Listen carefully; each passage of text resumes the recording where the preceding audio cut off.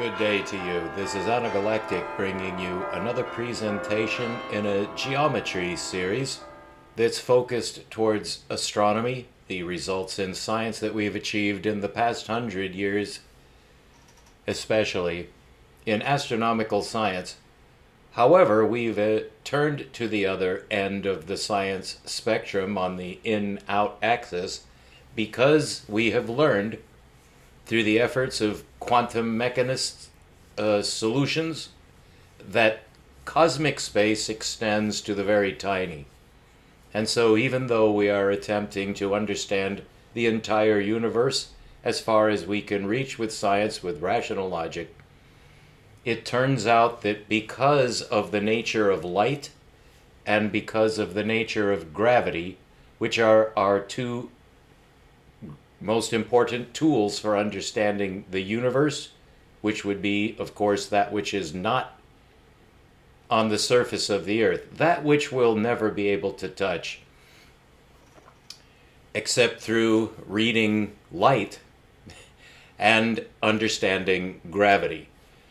Because both of these phenomena can only be understood even on Earth from our perspective on this planet, these can only be understood by going in.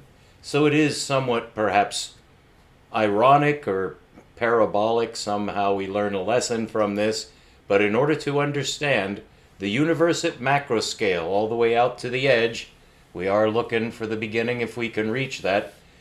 Somewhere out there, there are a couple of theories at least that have gone into attempting to explain macro space, the entire thing which we call the universe, the ancients called heaven or the heavens, but which in our industry of precision and rational logic, we the astronomers and the astrophysicists, the cosmologists, of whom I am now obviously one, we need to understand the building blocks of the universe, which gets down to electrodynamics, atomic scale structure, and subatomic scale structure, going down into the atom to the two primary particles, the electron, which is responsible for light, and the proton, which is responsible for gravity.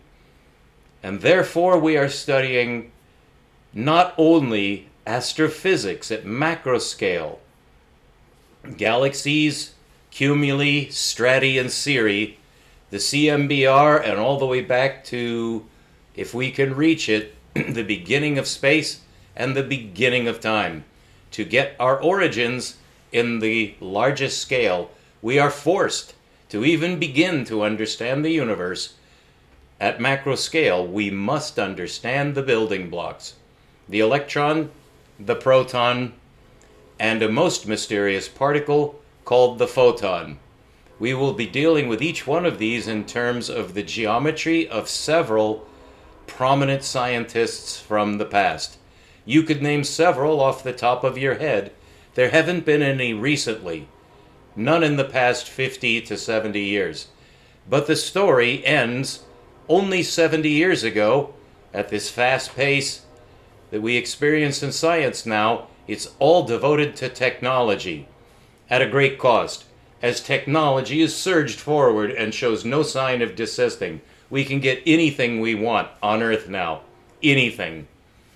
At the same time that began, the rise of technology, particularly in the age of supercomputers and jet and rocket engines and nuclear and thermonuclear power, and now nanotechnology and genetic splicing technology, anything goes. Anything goes on Earth. With calculus and linear algebra, you can have anything you want, even the ability to destroy the planet. And that has been, of course, achieved long ago. But at the cost of technology, I should say the cost imposed in the rise of technology is an absolute devotion to numbers, to numerology, to mathematics, going to the psychic. The men are actually severely crippled by their devotion to numbers, which should not show up because it should not matter, because all you're using numbers for is technology, correct?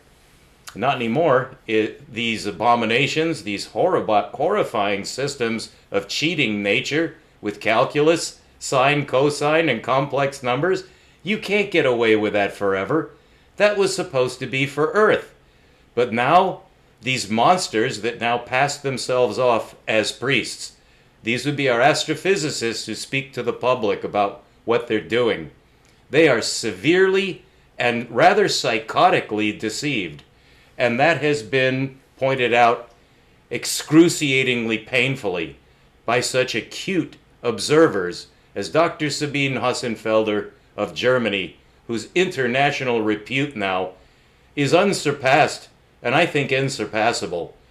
For one person to have just pigeonholed these rather ridiculous sounding cosmologists, it's even spread to technology. Ridiculous claims are being made in terms of the Higgs boson, gravity waves, photographing a black hole.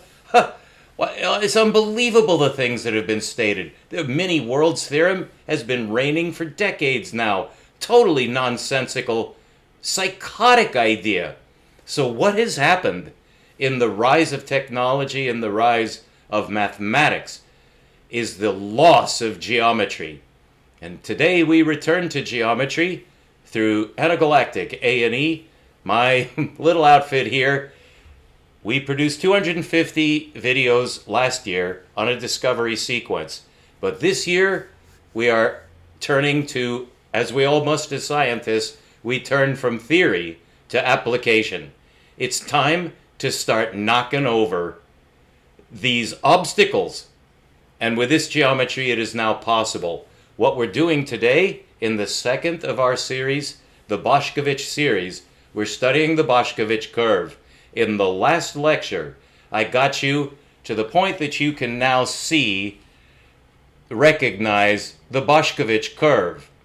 I didn't have this diagram before, but in prior lectures I did. But this is self-contained. I don't expect you to have seen any of my prior lectures.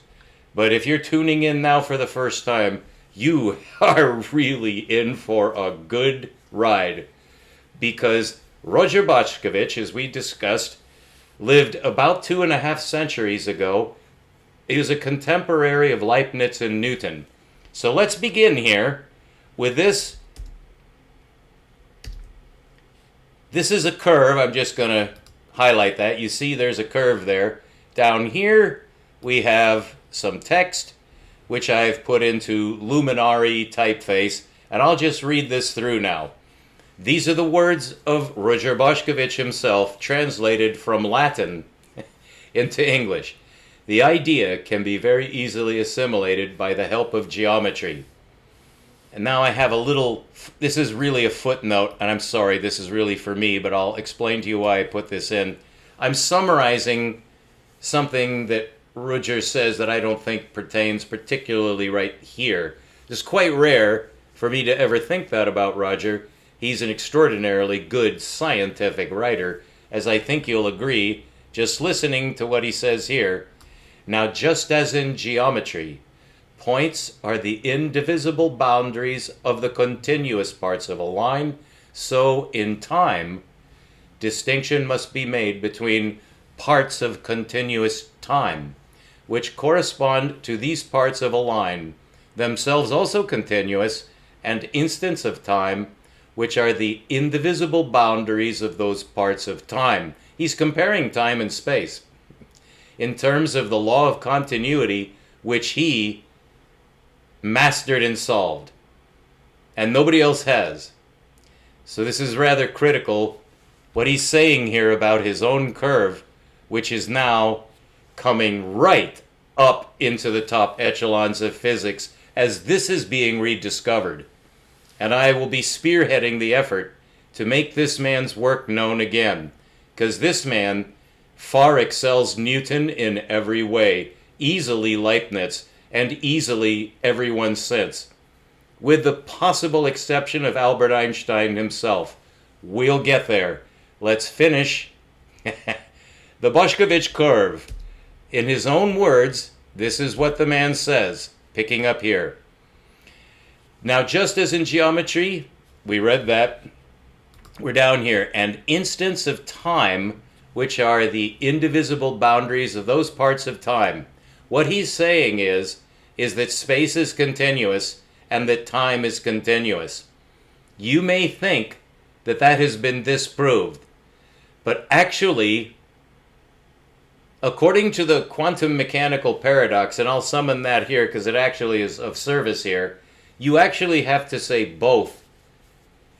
It is quantized, which is the opposite of continuous, but I want you to pay attention to this curve because this explains something that quantum mechanics cannot explain. This is actually part of the quantum paradox complex, is the fact that they don't understand this curve. Now, this does not impugn the valid discovery, actually more than one discovery, of Max Planck in the year 1900, 1900, to the day. It was on New Year's Day of the 20th century that Max Planck made the greatest discovery of its kind in the history of physics, which I've covered in other lectures, but I'll be summarizing it in upcoming lectures running from now until the solstice. We'll be discussing Roger Boscovich's curve for more than just this lecture. This is worth attention. So to pick up here, in future I shall not use the term instant in any other sense when dealing with time than that of the indivisible boundary. He's saying it's continuous, not quantized. It's fantastic, but he's actually talking about space. And I made the discovery that explains all of this, and he's not making a mistake.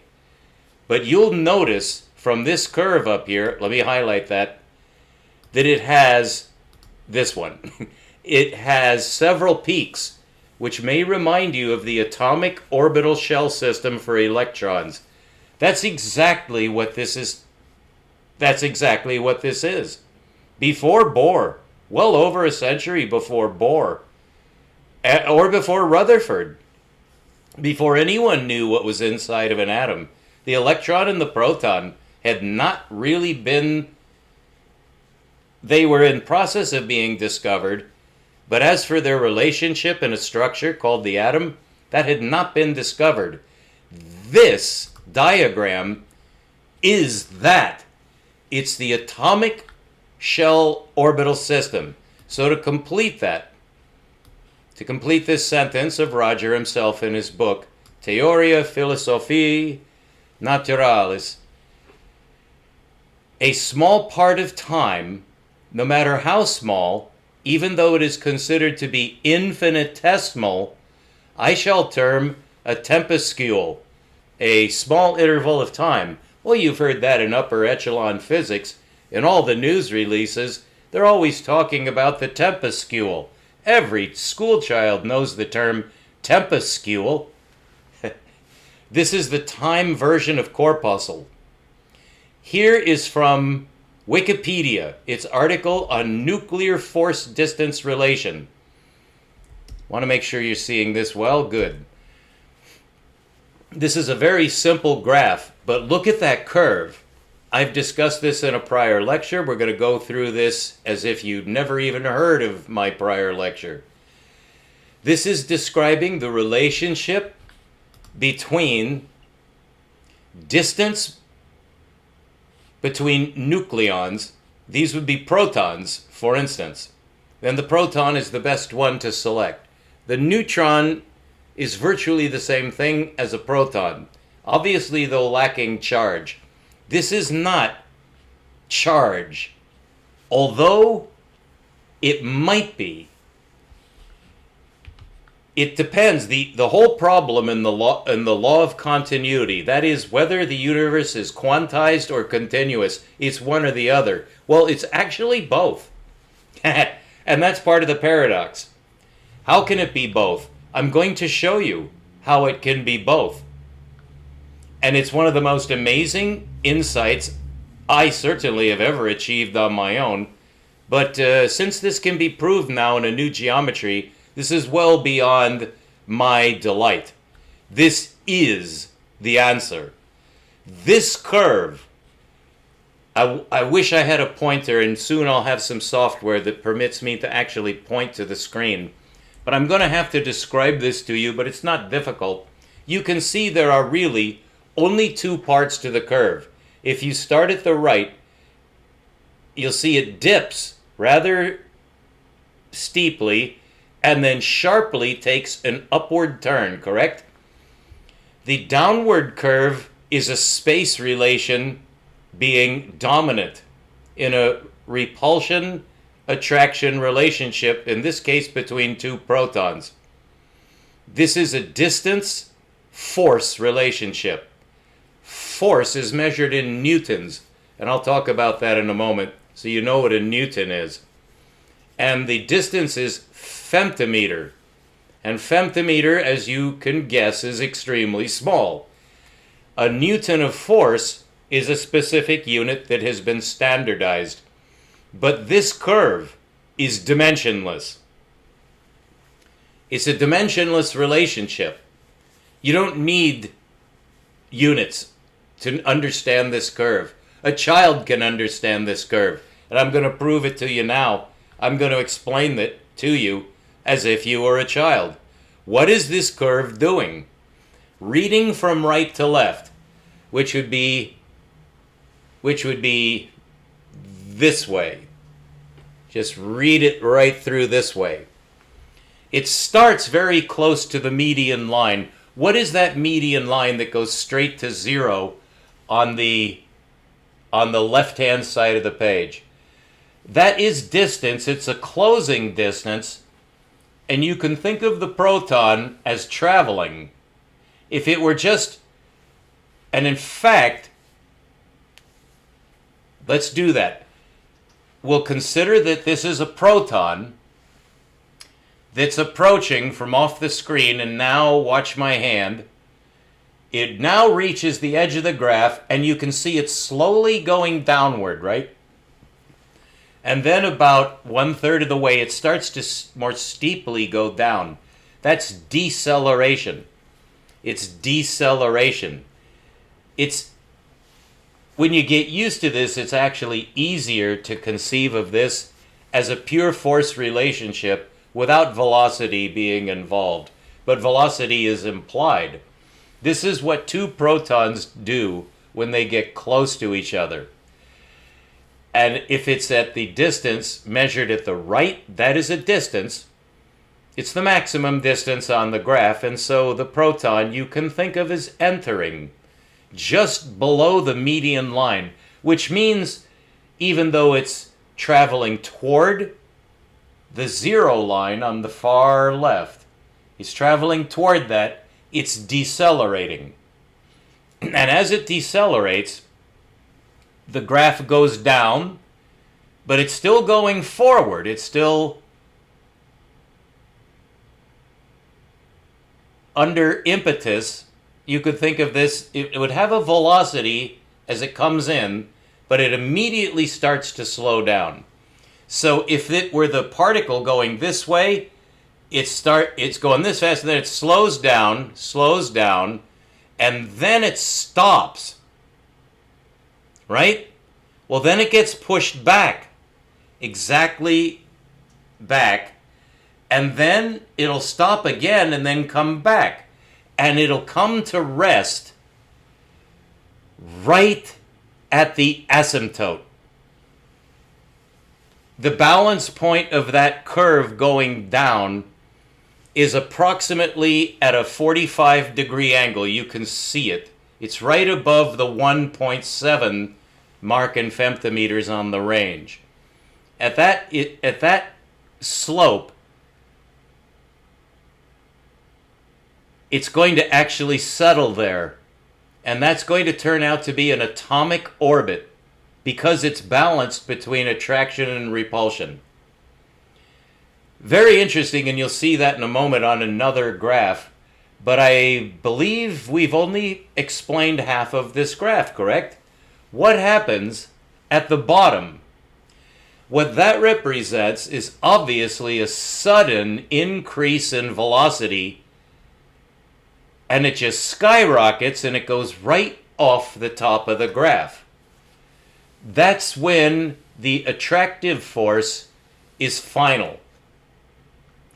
And that would be the inner orbit of an electron. It just achieved inner orbit. And you can see it never reaches the proton. Well, I just said electron. I should say another proton. And in fact, that's quite significant. I shouldn't have made that mistake. These are actually two protons. That's why it says nuclear force-distance relation. However, this could be any particle. The only difference between a proton and an electron is all the difference in the universe, of course, but electrons hang around protons. Well, they follow this curve too. But the proton actually obviously gets closer to the other protons. It doesn't orbit. Protons do not orbit. They occupy a center of space. That's what a proton does, correct? Otherwise, the electrons would not go around it. Correct? That's why they're in spherical shells. It's because the proton is at the center of a space system. Now, you could think of this as an electron approaching or as a proton approaching, but I think the most fascinating one is the proton. Because this graph does describe that, although the femtometer, that might need to be adjusted for the difference between the electron orbit and the proton core. I just heard a very good video just last night where it was explained to me by a professional microphysicist, a professional subatomic particle specialist. He explained to me rather convincingly that the protons don't really constitute what we think they do as separate particles. When they occupy the center together, the neutrons and the protons, when they occupy the center together, they mush. They mush. However, we are fairly confident that we have identified the proton as such. And so, mush or not, this does describe how close a proton can get to another. They can't completely mush. In fact, that's the whole point of Boscovich's theory. It's a force theory that explains the universe completely. It's a force relationship that unifies gravity and electrodynamics directly. And of course it had to be geometry. Let's go to the next page. I would like you to see some further curves. The source for this is a man named Dragoslav Stojkovic.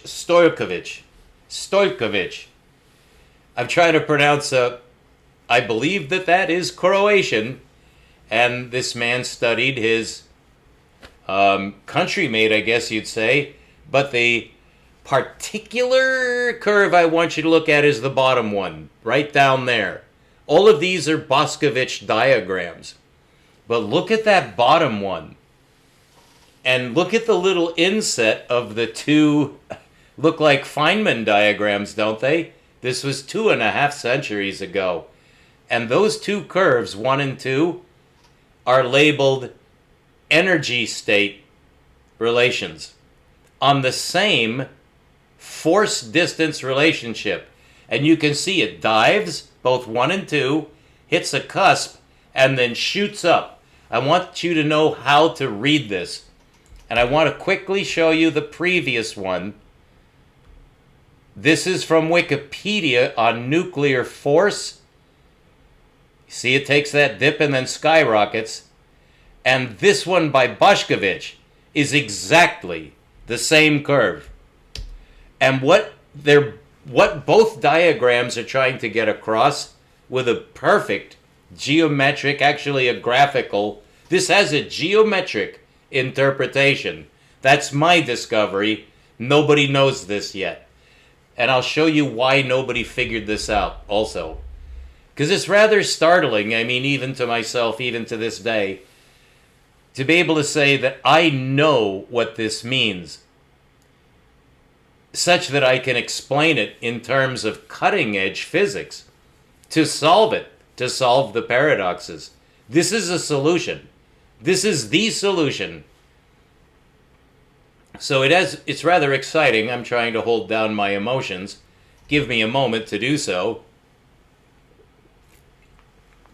And the reason I'm wearing this hat, which obviously I would not wear very often, is because it's so bright in here. But now it just got hot. And there's my European haircut. No, I'm just there. All right. It's very bright. I actually have a translucent plastic drape having it hanging over this window, but it's still brighter than it was just raining 2 days ago. But now it's very bright, so excuse me for the hat and everything else. I'm not wearing my tie today because it's hot. I mean, you know, once the rain stops, it just starts getting hot here. As soon as the sun comes out, you start to sweat. I love it here, I actually do. So that's Dragoslav Stojkovic of Croatia, just showing us some of Boscovich's curves, and which just happen to perfectly describe quantum mechanical phenomena. Now I'm going to show you a little bit more here. Scroll down. Oh, where did I put it? Okay, here's some more. This diagram I'm not going to go into too much, but I wanted you to see that this is not just a one-shot thing. And all of these letters that he has dotted over here, this is normal for a geometer. It looks like hell. I don't even want to look at it. It's crazy. But if you actually go through it and read what's written about it, it just jumps out at you. It makes perfect sense. Every letter makes sense. But not at first glance it doesn't. So I just wanted to show you that. But now I'd like to show you something else that I think you're going to find interesting. This is another Boscovich curve. And this one is the most famous one.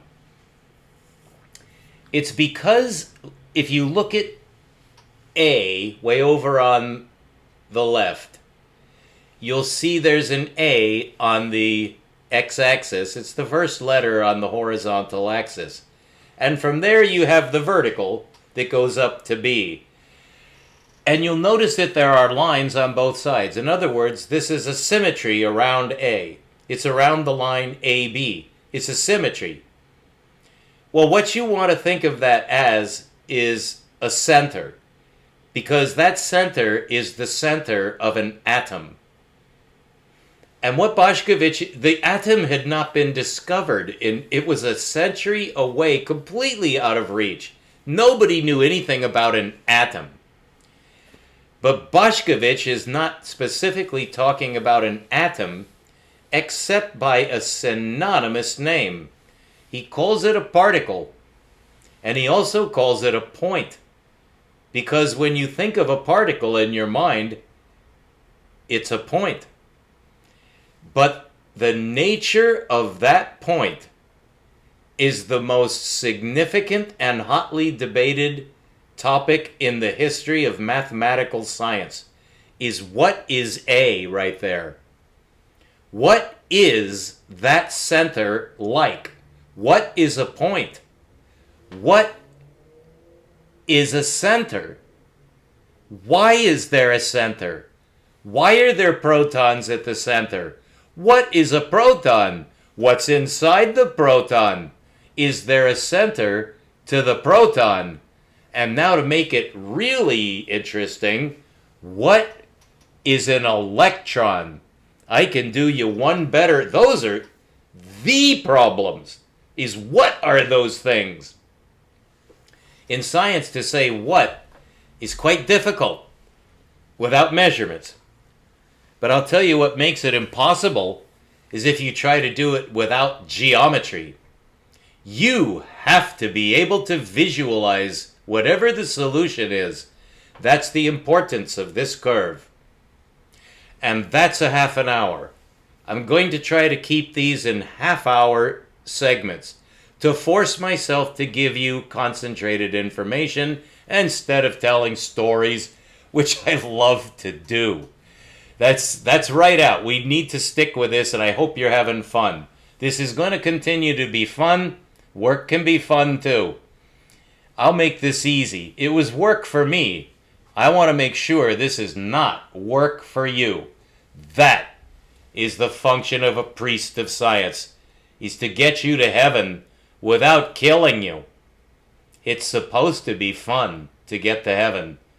I guarantee you, it is, and if you keep listening for as long as you can, to the solstice and beyond, as I've already sworn, you are going to have the time of your life. If you're interested in heaven, meaning, of course, you have felt called to it. Astronomy, astrophysics. Yeah, the Big Bang, we're going to go right to the Big Bang, take it apart, and fix it. So that you'll understand. What are we doing if not to understand? This curve is confirmatory of what I understand. So it's myself and Boscovich as of now. I'm going until I'm done telling you about what Boscovich discovered. This is just the beginning. Stay tuned to Anagalactic. 31 minutes, a new record for me. I'm trying to hold my voice down too, but you can tell I'm excited. We'll be back.